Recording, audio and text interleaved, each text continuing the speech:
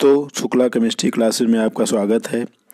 आज हम लोग इस वीडियो में अल्फ़ाबेटिकली आर्डर में जो अल्फ़ाबेट एच है उससे संबंधित लगभग 5 महत्वपूर्ण रिएक्शन पढ़ेंगे। तो जिसमें है हेलोफॉर्म रिएक्शन, दूसरा है HVZ अर्थात हेल-ओलाहार्ड-जेलेंस्की रिएक्शन, तीसरा है हाफमैन एलिमिनेशन रिएक्शन, चौथा है हाफमैन रीअरेंजमेंट रिएक्शन और पांचवा है हंस-डीकर रिएक्शन। तो चलिए इन्हीं को पढ़ते हैं। तो पहला हेलोफॉर्म रिएक्शन क्या है? तो it is oxidative cleavage of methyl ketone. तो मेथिल कीटोन का इसमें ऑक्सीडेटिव क्लीवेज किया जाता है। मतलब ये ऐसे कार्बोनिल कंपाउंड, जैसे ऐसे कार्बोनिल कंपाउंड जिसके अल्फा पर एक मेथिल ग्रुप होता है, वही ये हेलोफॉर्म रिएक्शन देता है। तो ये मेथिल ग्रुप मस्ट है। तो मेथिल ग्रुप को उसके बाद हम क्या काम करेंगे, इसको हेलोजन से, हेलोजन में मेनली क्लोरीन, ब्रोमीन, आयोडीन, अगर क्लोरीन लेंगे तो क्लोरोफॉर्म, ब्रोमीन लेंगे तो ब्रोमोफार, आयोडीन लेंगे तो आयोडोफार में से बनेगा। तो हेलोजन की उपस्थिति, उसके बाद बेस यहाँ लेंगे, बेस NaOH या KOH होगा। तो उसके बाद हमें कार्बोक्सिलेट एनायन और ट्राई हेलोमेथेन, ट्राई हेलोमेथेन का मतलब CH(X3) बनेगा। अगर X हम क्लोरीन लेते हैं तो ये बनेगा क्लोरोफॉर्म, ब्रोमीन लेंगे तो ब्रोमोफॉर्म, आयोडीन लेंगे तो आयोडोफॉर्म। ये डिपेंड करेगा हमने X की जगह लिया क्या है। इसमें फर्स्ट स्टेप में क्या होता है कि मेथिल कीटोन, तो जो ये मेथिल कीटोन है, जैसे ये मेथिल कीटोन है, तो देखिए ये कार्बोनिल जो होता है वो -I है और इसके जो अल्फा कार्बन के तीनों हाइड्रोजन है वो एसिडिक हैं। तो ये जो हाइड्रोजन है वो बारी बारी से इस बेस के द्वारा निकाला जाएगा। तो जब निकाला जाएगा तो जो हैलोजन है ये टूटेगा, तो प्लस माइनस, तो H+ निकलेगा तो वो माइनस जाएगा, तो उस पर ये H+ वाला जाता है। तो उसके बाद हमारा ये 3 हाइड्रोजन एसिडिक हैं, तो वो alpha alpha alpha try hello methyl group बनेगा। जब हम X2 बेस से रिएक्शन कराएंगे स्टेप बाय स्टेप में, फाइनल स्टेप में हाइड्रोक्साइड जो है न्यूक्लियोफिलिक एडिशन करेगा और CH3 जो कि अच्छा लिविंग ग्रुप भी होता है वो निकल जाएगा, हमारा हेलोफॉर्म बन जाता है। ये पूरा मैकेनिज्म है। अब इसका हम लोग मैकेनिज्म देख लेते हैं। तो देखिए ये CH3 एसिडिक है, तो बेस का काम होता है एसिडिक प्रोटॉन को निकाल लेना। तो पहले स्टेप में इसने H+ निकाला, तो देखिए यहाँ निगेटिव चार्ज। अब ये निगेटिव चार्ज इस कार्बोनिल के साथ कंजुगेशन में रहेगा, तो देखिए ये कंजुगेटेड स्ट्रक्चर बना हुआ है। अब क्या है कि अगले स्टेप में हमने आपको बताया था X2 टूटेगा, तो यहाँ प्लस यहाँ माइनस, तो जो ये वाला बॉन्ड जो है ये फिर से यहाँ माइग्रेट करेगा, तो ये इस पे निगेटिव पे ये X का प्लस आ जाएगा। तो आप देखिए RCOCH2X बन गया है।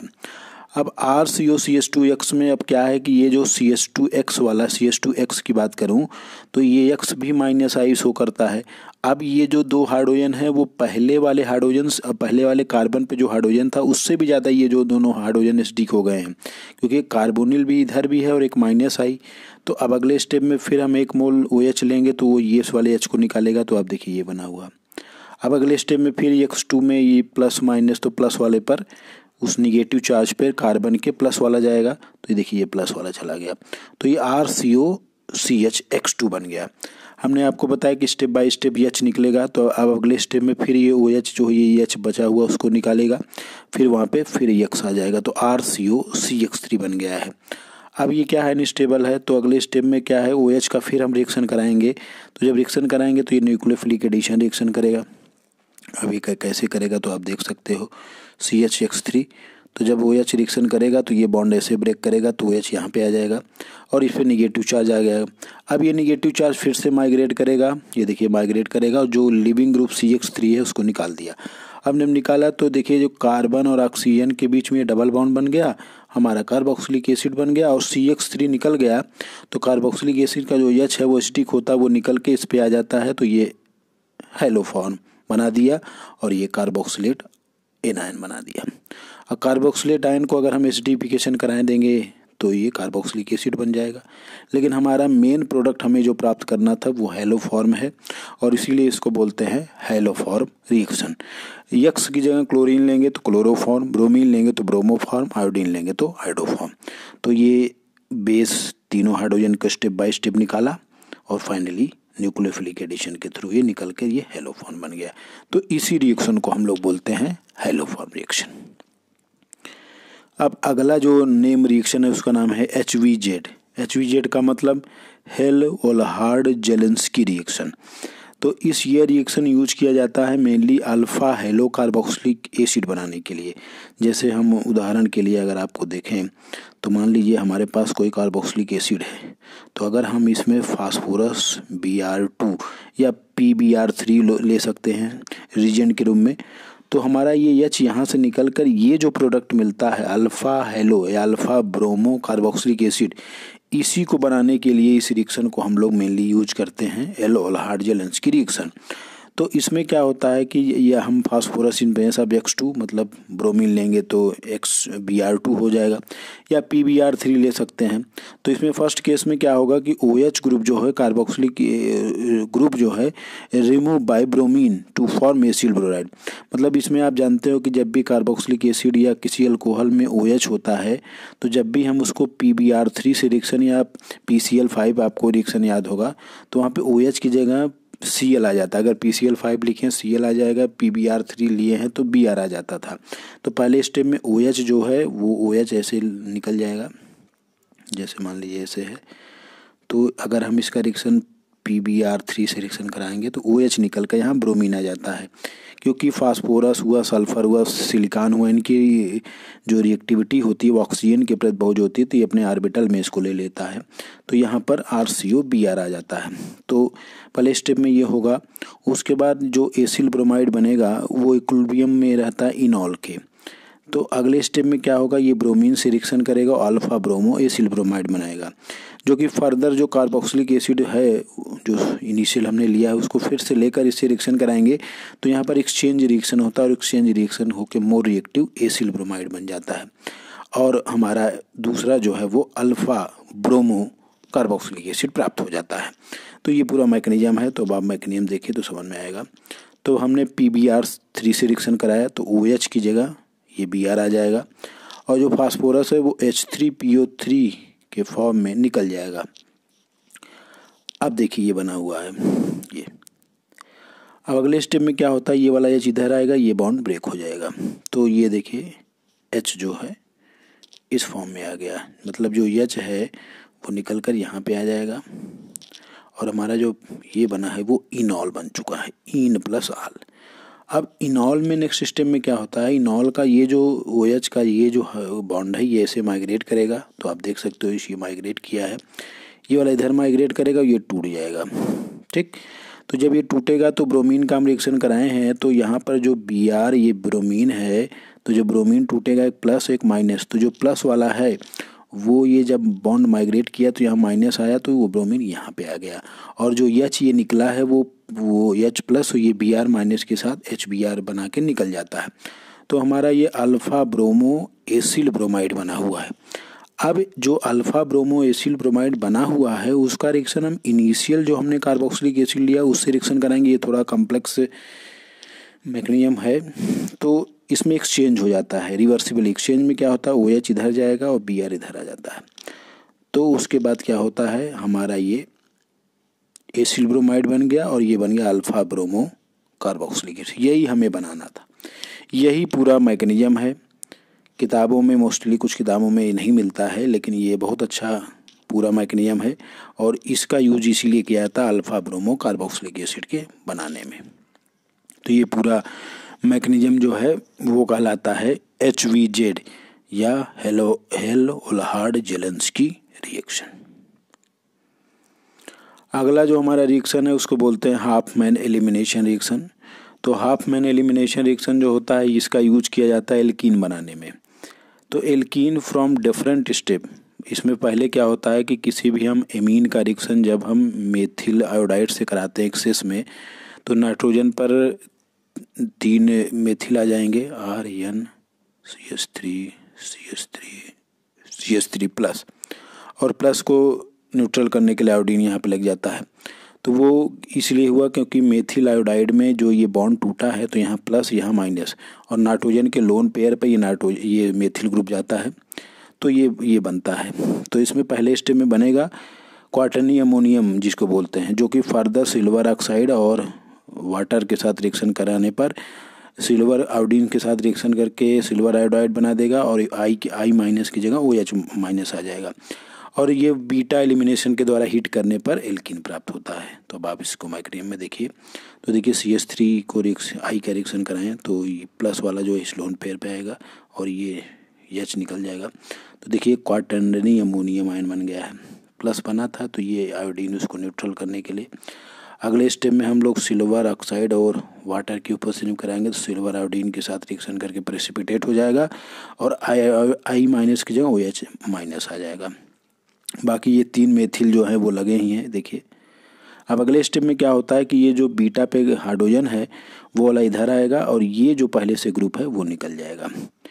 तो आप देखिए जब ये बॉन्ड इधर गया तो H जो है प्लस के रूप में निकला और ये यहाँ माइनस आ गया और ये बॉन्ड जब टूटा तो यहाँ माइनस आ गया। तो प्लस माइनस के बीच में आप देखिए डबल बॉन्ड बन गया और ये जो है NCH3 जो है इस प्रकार आ गया और ये OH जो H के साथ पानी बना देता है। तो मेनली हमारा ये एल्कीन बनता है, यही उसका पूरा मैकेनिज्म है और इस मैकेनिज्म को बोलते हैं हाफमैन एलिमिनेशन रिएक्शन। अब इसका क्या है, स्टीरियोकेमिस्ट्री बहुत इंपॉर्टेंट है। तो इसकी स्टीरियोकेमिस्ट्री ये कहती है कि अगर हमारा सबस्ट्रेट जो है एरिथ्रियो है तो जो हमारा प्रोडक्ट मिलेगा वो जेड मिलेगा, और अगर हमारा सबस्ट्रेट थ्रियो है तो हमारा जो प्रोडक्ट मिलेगा वो ई मिलेगा। तो अब आप इसमें देख सकते हैं तो ये एरिथ्रियो है, तो एरिथ्रियो में जो हमारा प्रोडक्ट मिला है वो देखिए जेड मिला है, क्योंकि आप अगर नंबरिंग देंगे तो 1 2 1 2 तो ये एक ही साइड में है तो जेड। और अगर हमारा थ्रियो रहेगा तो थ्रियो देखिए ये अपोजिट साइड में थ्रियो, तो थ्रियो को जब हीट करेंगे तो हमारा 1 2 1 2 देखिए एंटी पर है तो इसे ई बोलते हैं। तो ये स्टीरियोकेमिस्ट्री बहुत इंपॉर्टेंट है इसका। नेक्स्ट हमारा रिएक्शन है उसका नाम है हाफमैन रीअरेंजमेंट। तो हाफमैन में क्या होता है, ये इसका यूज किया था प्राइमरी एमीन बनाने में फ्रॉम कार्बोक्सिलिक एमाइड से ब्रोमीन, और इसमें भी बेस लिया जाता है। इसमें पहले स्टेप में H+ निकलता है, ब्रोमीन से रिएक्शन करता है और N ब्रोमो एमाइड बनाता है। नाउ बेस क्या करता है, अगला H+ निकालता है, क्योंकि NH2 है तो N पर 2 हाइड्रोजन एसिडिक हैं तो अगला H+ आयन निकालेगा और एनायनिक स्पीशीज बनाएगा। फर्दर क्या है, ब्रोमीन आयन क्लीव होगा और रीअरेंजमेंट ऑफ एल्किल ग्रुप हो जाए। ये दोनों साथ साथ होते हैं, कंसर्टेड मैकेनिज्म होता है और हमारा जो आइसोसाइनेट बनता है जिसका हाइड्रोलिसिस कराते हैं तो कार्बेमिनिक एसिड बनता है जो कि अनस्टेबल होता है और वो डिकम्पोज होकर फाइनल प्रोडक्ट हमारा प्राइमरी एमीन बनाता है। तो उसी मैकेनिज्म को हम लोग को देखना है। तो देखिए ये है, तो इसका जब बेस रिएक्शन कराएंगे तो नाइट्रोजन का जो हाइड्रोजन है वो एसिडिक होता है, तो वो बेस क्या काम करेगा, इसको ये H को निकाल दिया तो ये बना, देखिए ये इसके साथ एक बार रेजोनेटिंग स्ट्रक्चर भी बनाता है। अब जो ब्रोमीन है वो ब्रोमीन आप देखो ऐसे ब्रेक करेगा, ऐसे प्लस और माइनस, तो प्लस वाला इस पे आ जाएगा नाइट्रोजन के माइनस पर, तो आप देखिए ये बन गया। अब ये नाइट्रोजन का जो हाइड्रोजन है अब और भी एसिडिक हो गया, क्योंकि ब्रोमीन जो है -I है और बगल में ये -I लगा ही है। तो अब फिर से ब्रोमीन क्या होगा, फिर एक ब्रोमीन ये वो इसको निकाल लेगा, तो H को निकाल लेगा, तो ये जो ब्रोमीन पहले से लगा है, अब हेलोजन जो होते हैं अच्छे लिविंग ग्रुप होते हैं, तो इसका निकलना देखिए ये जैसे निकलेगा यहाँ नाइट्रीन बन जाएगा, और जो नाइट्रीन होता है वो ऐसे प्रकार से यही होता है नाइट्रीन। तो नाइट्रीन जो होता है इलेक्ट्रॉन डिफिशिएंट होता है, तो उसकी इलेक्ट्रॉन की कमी को पूरा करने के लिए जो एल्किल ग्रुप है वो तुरंत मतलब इसका निकलना और इसका माइग्रेशन दोनों साथ साथ होता है, इसी को बोलते हैं कंसर्टेड मैकेनिज्म। तो इसका निकलना और जब ये R जाएगा तो इलेक्ट्रॉन लेकर जाएगा, तो यहाँ मानिए प्लस आ जाएगा, तो ये जब इस पे जाएगा तो यहाँ पे आ जाएगा R, और इसके ऊपर लोन पेयर प्लस के बीच में डबल बॉन्ड बन जाता है। तो जब ये डबल बॉन्ड बनेगा तो अब आप देख सकते हो कि ये RnCO एल्किल आइसोसाइनेट बन जाएगा। अब एल्किल आइसोसाइनेट का हम फर्दर हाइड्रोलिसिस कराएंगे, तो ये बॉन्ड ऐसे ब्रेक करेगा, कार्बन के ऊपर प्लस, नाइट्रोजन के ऊपर माइनस, तो H2O का जो H+ होता है वो नाइट्रोजन पे आ जाएगा और OH जो है वो इस पे आ जाएगा। तो आप देखिए ये बन जाएगा, इसी को बोलते हैं कार्बामिनिक एसिड या कार्ब एमिनिक एसिड। तो ये क्या होता है, अनस्टेबल होता है। तो अनस्टेबल होगा तो ये बॉन्ड को ब्रेक कर देगा। आप देखिए एरो से दिखा हुआ है। तो जब ये टूटेगा तो यहाँ प्लस यहाँ माइनस। तो जो OH आयन जो है, आप देखो ये वाला बॉन्ड जो है ये ऐसे जो है वो इधर जाएगा, ये बॉन्ड ब्रेक करेगा। तो जब ऐसे जाएगा तो यहाँ माइनस आएगा, जो OH प्लस है वो इस नाइट्रोजन के पास आ जाएगा। तो देखिए ये बन गया RnH2। और जब ये डबल बॉन्ड गया है तो आप देखिए ये ऐसे था और ये ऐसे हुआ है, यहाँ डबल बॉन्ड है और ये ऐसे था तो इस पे OH आ गया, क्योंकि H निकल गया, ये OH इस पे आ गया। तो ये देखिए ये बन गया HCO3 माइनस। आप देखो वही बना हुआ है। तो ये बन गया HCO माइनस और ये वाला जो H था वो इस वाले नाइट्रोजन पे आ गया, RnH2 बन गया। तो ये प्राइमरी एमीन के बनाने के लिए पूरा मैकेनिज्म है। इसमें जो इंटरमीडिएट बनता है उसका नाम नाइट्रीन है। तो ये पूरा इंटायर मैकेनिज्म है। ये बहुत बार एग्जाम में पूछा गया है और पूछा जाता रहेगा। तो ये प्राइमरी एमीन बन गया। आज का हमारा लास्ट जो रिएक्शन है उसका नाम है हंस-डीकर रिएक्शन। तो हंस-डीकर रिएक्शन क्या है कि इसमें हमें एल्किल ब्रोमाइड या एल्किल हैलाइड बनाते हैं। मोस्टली इसमें ब्रोमाइड बनाते हैं। तो इसमें किसी भी सिल्वर कार्बोक्सिलेट को जब हम आगे रिएक्शन कराते हैं ब्रोमीन से, तो Br2 से जब हम रिएक्शन कराएंगे तो OBr मतलब AgBr बना देगा, जो कि प्रेसिपिटेट हो जाएगा, RCOOBr हो जाएगा। उसके बाद ये होमोलिटिक क्लीवेज या फ्री रेडिकल के जैसा रिएक्शन होगा और उसके बाद इसमें फाइनल प्रोडक्ट हमारा एल्किल ब्रोमाइड और कार्बोक्सी रेडिकल बनता है। अब इसका हम मैकेनिज्म देखेंगे तब समझ में आएगा। तो देखिए ये सिल्वर का कार्बोक्सिलेट है। अब इसको ब्रोमीन से रिएक्शन कराएंगे तो AgBr एक बन जाएगा, क्योंकि ब्रोमीन देखिए ऐसे ब्रेक करेगा, प्लस और माइनस। तो जो प्लस वाला है वो ऑक्सीजन के ऊपर चला जाएगा, RCOBr बन जाएगा। और Ag प्लस वाला इसके माइनस के साथ AgBr बन के प्रेसिपिटेट हो जाएगा, क्योंकि ये प्रेसिपिटेट ऐसे नीचे हो जाएगा। अब अगले स्टेप में ये होमोलिटिक क्लीवेज होता है। होमोलिटिक मतलब एक इलेक्ट्रॉन इधर एक इलेक्ट्रॉन इधर। तो होमोलिटिक में देखिए ऑक्सीजन के ऊपर एक ऑड इलेक्ट्रॉन, इसके ऊपर एक ऑड इलेक्ट्रॉन। अब इसका ये वाला बॉन्ड ब्रेक करेगा, जो ये वाला है आप ऐसे समझ सकते हो, ये वाला। तो ये ऐसे, यहाँ ऑड इलेक्ट्रॉन, ये ऑड इलेक्ट्रॉन। तो ये CO2 बना देगा। CO2 देखिए बना दिया और ये R रेडिकल बना दिया। अब देखिए इंपॉर्टेंट इसमें क्या है कि जो हमारा ये थोड़ा सा अमाउंट, यहाँ पे थोड़ा सा अमाउंट जो बचता है, उस अमाउंट का यूज जो है हम यहाँ पे फिर से करेंगे। और जब करेंगे तो ये वाला बॉन्ड एकदम ब्रेक हो जाएगा और इस पर फिर ऑड इलेक्ट्रॉन है, इस पर। तो ये जो ब्रोमीन का ऑड इलेक्ट्रॉन है वो इस R के पास चला जाएगा, RBr बना देगा और ये कार्बोक्सिलेट फ्री रेडिकल बना देता है। तो मेनली हमारा प्रोडक्ट यही बनना चाहिए, एल्किल ब्रोमाइड। ये पूरा सही एकदम सही मैकेनिज्म है। यही एग्जाम में आपको लिखना है, यही एग्जाम में पूछा जाता है। तो RBr बन जाएगा और देखिए कार्बोक्सी रेडिकल बन जाता है। तो इसी रिएक्शन को बोलते हैं हंस-डीकर रिएक्शन। तो ये पूरा मैकेनिज्म है, एकदम सबसे सटीक यही मैकेनिज्म है। तो आज हम लोगों ने 5 इम्पॉर्टेंट नेम रिएक्शन, जिसमें haloform reaction, HVZ reaction, Hopman elimination reaction, Hopman rearrangement reaction और हंस-डीकर रिएक्शन पढ़ा। शुक्ला केमिस्ट्री क्लासेस को लाइक कीजिए और सब्सक्राइब कीजिए। धन्यवाद।